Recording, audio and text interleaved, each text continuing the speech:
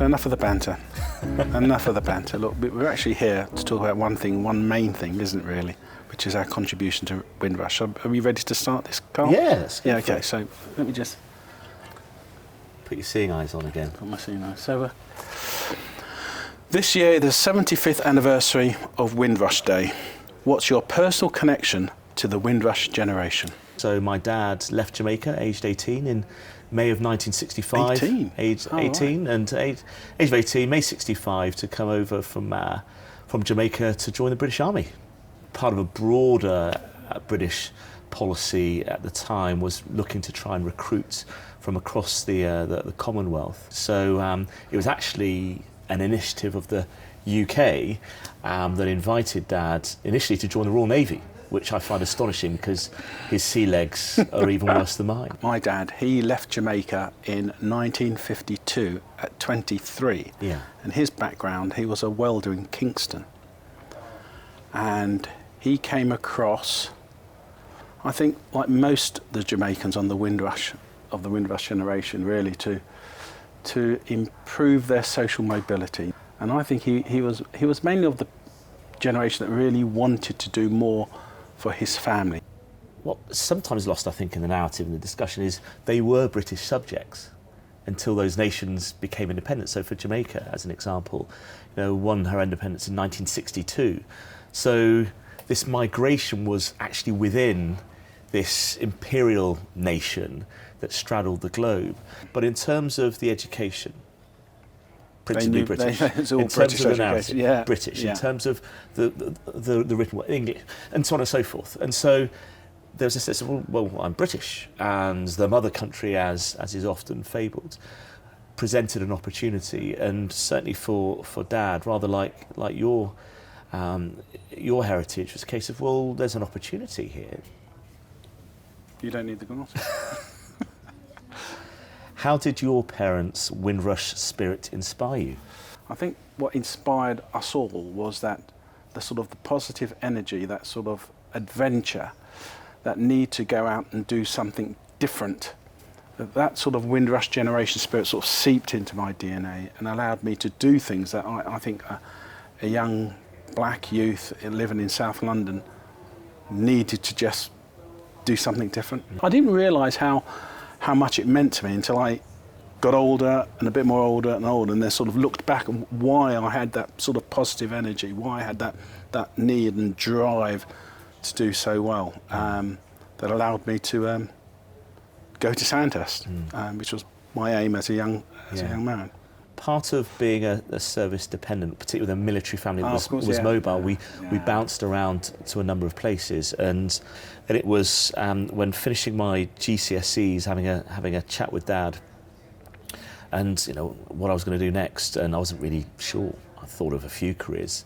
The military was one of those. I didn't know that you could join as an officer, and Dad, we discussed it and other careers, and what I think, to frankly cut a long story short, was most attractive was the opportunity for adventure and excitement that I'd been exposed to as a child. That spirit, though, when you were joining, there was that need to do something different, much like our parents needed to do something different. I think my motives were less need, more want. And maybe that sounds a bit selfish, I don't know, but I didn't feel that anything was beyond reach. Yeah. Which perhaps points to the heart of perhaps what many in the Windrush generation felt. So there is the pursuit of opportunity, but pursuit of opportunity saying, well, why shouldn't I go for those things? Yeah. And so as long as those opportunities were presented by the British Army in our cases, I thought, well, why shouldn't I go to the Army Sixth Form College? Why shouldn't I go to Sandhurst? Why shouldn't I join the Royal Artillery? Why shouldn't I go and do the Commander course? Because the opportunities were there. For all or probably most of your career, you probably didn't have a British ethnic minority officer that was senior to you.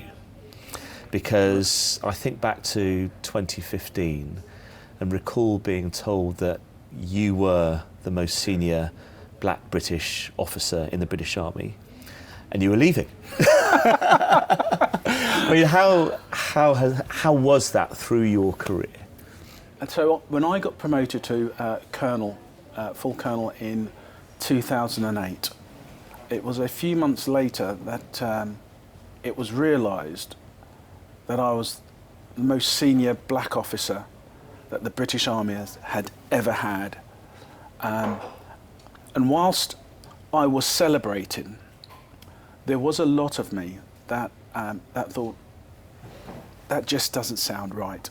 After all the service that ethnic minorities have had in the British Army, including people like your dad, why is it that we've come to 2008 for the first time for that to occur? And I had to do some real soul searching. And I relate the stories of what our parents must have gone through the Windrush Generation, to landing on the shores of England and faced with certain signs of no blacks, no Irish, no dogs. Now, whilst that was the society that was in the UK, there must have been a reflection of that in our armed forces. And certain people have broken through the barriers, the ceilings, in order to prove themselves and to prove the colour of their skin. And I believe it was the Royal British Legion at the time that were doing a show called We Were There, and it had a history of ethnic minorities of the Commonwealth service during the Second World War. And most of the faces and the ranks that you saw were of non-commissioned officers. The RAF had a splash of officers, but there were no black faces officers in the army.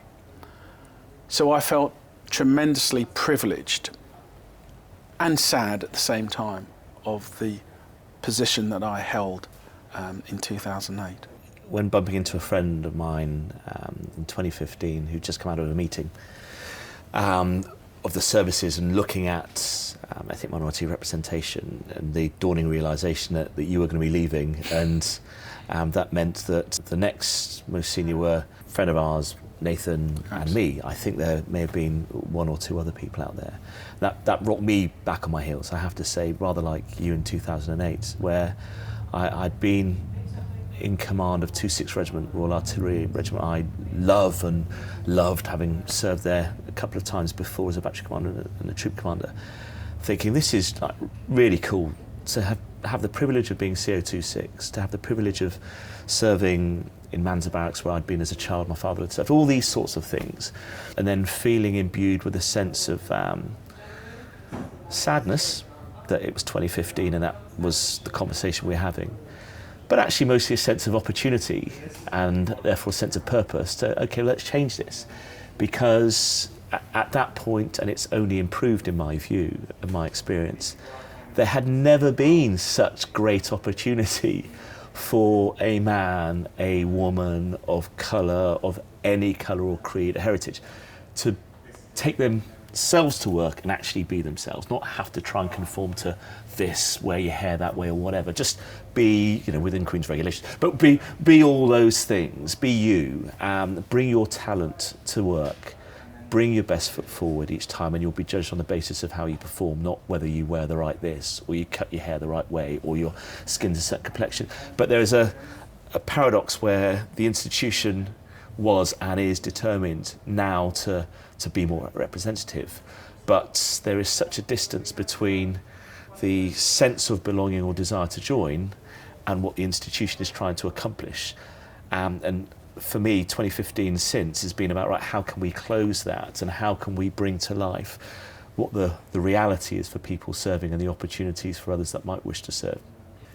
So, Andy, how would you sum up the contribution of the Windrush generation to the UK's armed forces? So the contribution of the Windrush Generation to our armed forces, I think, spans, from people like your dad, to now to the person that you are. I think we have contributed a tremendous amount, but it's not documented. Yeah. But it's only through stories like this that we're able to account and talk about the achievements. There have been some fantastic soldiers, airmen and sailors from the Windrush generation that have come through, and they have contributed. Some have given their life. If we look at the Windrush generation's contribution through the years, they've served in all of the major conflicts and all of the emergencies. And if we were to, let's go back, say, 41 years to the Falklands conflict, we have served with black soldiers who fought in the Falklands conflict. And I think all the conflicts, you know, again, whether you're black, brown, you know, race, colour or creed, I think what gels people together in that moment, at that heat of the battle, it doesn't matter what colour your skin is. It's you are doing it because of your mates. Yeah. You are serving for Queen and country. There is that sort of survival instinct. And I think that's what binds us all together. The knowledge that we have served, the recognition of our medals, that we have done that service together throughout all the histories of the wars that, you know, the United Kingdom has fought or supported. Why is it important for organisations like the Royal British Legion to mark Windrush Day? It's quite important for people to be made aware, because the Windrush generation have contributed a significant amount to this nation in times of war, in times of peace, economically, culturally, societally. So it's really important. I suppose what springs to mind, if not the Royal British Legion, then who? Yeah. So I think it's an obligation for them to raise the awareness and to celebrate the contribution of the Windrush generation, not just to the armed forces, but actually to the wider society, because the Royal British Legion, for what it stands for, isn't just the armed forces, it's the wider part, the network, the fabric of the UK. So if not them, then who? Mm-hmm. And I think back to an initiative back to 2017-18 within the Army's multicultural network, where we were trying to, working with the Army, but this was principally the Royal British Legion were at the vanguard of this, trying to understand the implications of immigration policy at that point in time for British service personnel who were serving at the time, but also who would soon become veterans. And it was very much a sense of partnership, because it's not a day job for officers and soldiers within the British Army to really exclusively focus on this. And so to have a partner in the Royal British Legion that was able to reach out to veterans, reach into the armed forces, those currently serving, to try and bring to life what the implications were of immigration policy, was pretty instrumental actually in informing the senior leadership of the Army, informing the senior leadership of the Ministry of Defence, who then reached across to speak with the Home Office and then being able to change things. So I think partnership, heritage, responsibility, I think it's all weaved in there. Drum roll. What does the 75th anniversary of Windrush Day mean to you? The anniversary means to me a moment of reflection. It means an opportunity to think about what Mum and Dad had to endure from the early 50s right through to having a family, to making sure that we were on the straight and narrow, to guide us, and in that reflection to sort of reflect on my journey and where I have come from, what I have achieved, then what we have achieved as a family, and the next generation, what my children are going to achieve. So it does mean a lot to me. I can't help but feel inspired by the anniversary, but also the stories that are unearthed. In Dad's case, suit and tie and hat and suitcase, aged 18, landing. And his reflection, we were laughing about it this morning, that there was this notion of coming to this drizzly, miserable England from this beautiful tropical island. He said, no, it was probably one of the warmest summers ever. So he said, I'm home. And the fabric of London was very familiar, because he'd seen pictures, because Britain, the metropole, the motherland, had been talked about so much. His emotions were a little bit different when he was doing his commando course in the winter some months later. But you know, for all of the opportunities to just give up, or all of the opportunities, all of the incentives to just turn around and go, do you know what, I've had enough, I'm going home. They didn't. And not only did they, for some, survive, but many, many, many thrived, and they contributed immense amounts that's been written about and commentated on. I look forward to this year's anniversary, celebrating the transport system in London, celebrating the various services across the NHS, across the UK. All of those things is inspirational, and to see the youthful energy of many in the Windrush generation that I've had the privilege of spending some time with, inspiring my siblings and me, inspiring other friends and family is awesome.